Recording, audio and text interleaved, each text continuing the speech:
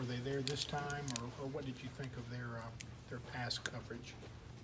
Yeah, they were there. We did make some of them. Game plan was a little different defense coordinator, different defensive scheme. So, you know, the plan was different just because of that. I know you haven't gotten to watch the game yet, but based off what you saw from Matt, how did you think he played in his longest go yet? Matt Corral is a competitor, and that's something that we know already. Y'all are going to learn that here. He fought and he did some good things. He's an incredible talent, and he does know the offense. And I think as soon as those two things gel, he's going to do a lot of special things here. Was that last interception that Jordan threw kind of the moment that did him in at the end of the game there? Yeah, you know, Jordan is a warrior in his own right, and you know, I know you all don't understand this, but when we say this, you know, we obviously don't enjoy losing a football game, but these players, you know, these men have been through an enormous amount the last 2 years. And I said a couple weeks ago, it's an honor for me to be around these guys and watch them fight and persevere, watch the fortitude that they have. And Jordan is a spearhead of a lot of that. And for them, and I know it sounds like hollow victory, but just to see those guys fight and compete and do what they did here the last 2 years, I'm proud to have been around these guys the last 2 years, and I'm going to miss the seniors that are graduating. Phil, were they as physical on the defensive front as you thought they would be? Oh, no question. I mean, they're very physical up front. They've done a great job against the run all year, and they did a good job with us. I thought our O-line battled. You know, it's just tough. You lose Braylon Sanders, and then you lose DK Metcalf, and then you lose Scotty Phillips, and you just keep plugging in, and you just keep going, and then you lose Sean Rawlings, you know what I mean, who's the, you know, he's the key cog in the O-line, and Jordan isn't 100%, and so all those things are excuses, but they are things that we've had to overcome, and it caught up to us today, and we did the best we can to put a game plan together to try to make it work, and yeah, obviously tonight didn't go the way we wanted to.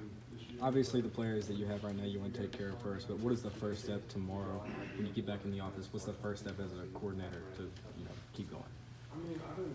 Well, I mean, these kids are resilient. We've been telling you that for a while. So I think the young guys are excited because they know what's in store, and I think they know where they can take the program.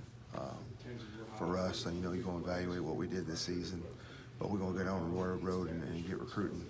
You know, that's the fastest way to turn it around, is to add depth that you don't have, and give yourself a chance to, you know, spell some of these guys at the end of drives, at the end of quarters, at the end of games, at the end of the season.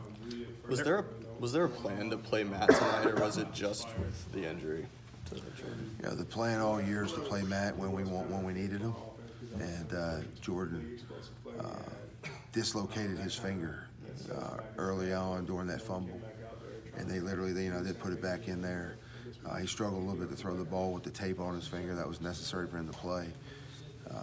Trainer felt like he could go. We tried to give it a shot with him. Obviously, you know, he already wasn't 100%, but the finger on his throwing hand was an issue, and so we just decided we need to be competitive here. We need to make a change of quarterback, and that's what we put Matt in. How does the game plan change when you have to put Matt in midway through? It doesn't. I mean, Matt has great arm talent and a good understanding of the offense. We just kind of plugged him in and tried to stay with the game plan because that's what we practiced all week, and then that's what we went. That's the direction we took. We talked about recruiting.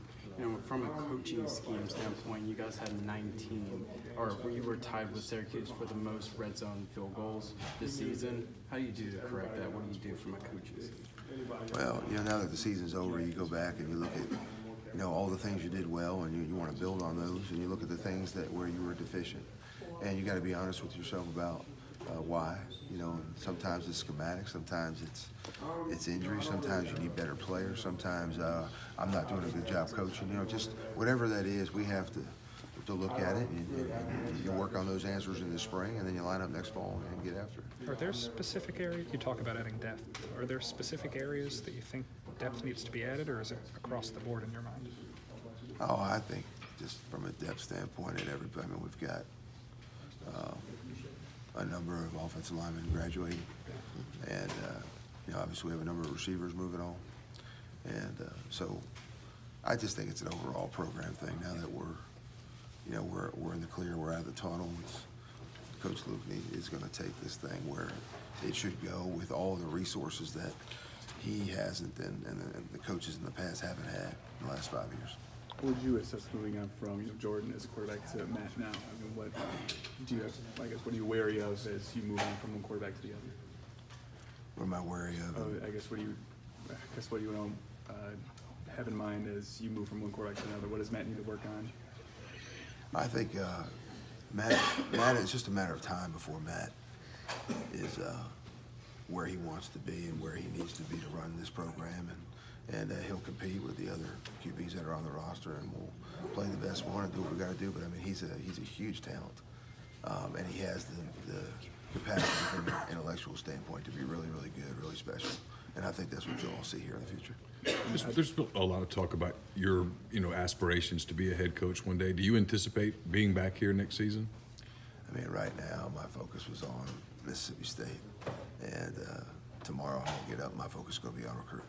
That's where I'm at right now. We love Oxford.